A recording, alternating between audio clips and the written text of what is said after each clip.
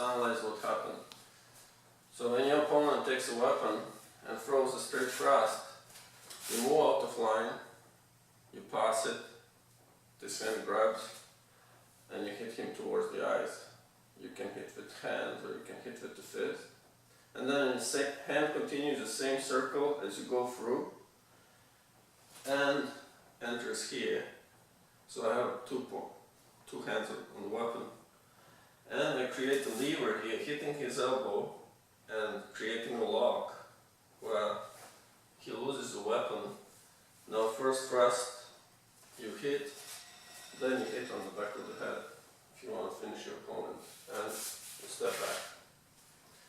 So key point here is as he thrusts, you have to move out of line. As you move out of line, you have to protect, so he cannot come back to hit you, and right away grab it.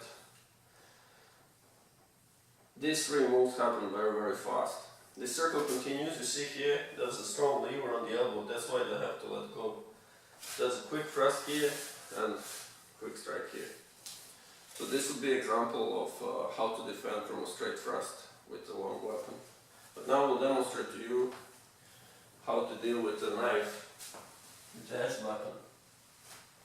So when person from a long distance, usually they don't use a knife like this. Usually they would come close and attack you suddenly. But let's say you have somebody in a long distance getting ready with the knife to stab you.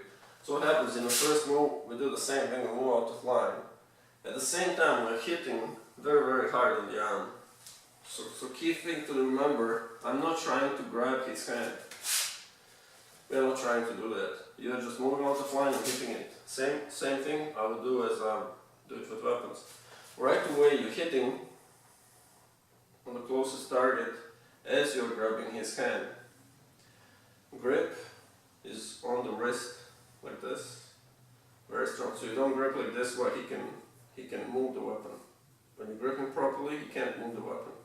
So as I hit him, see, twist his arm.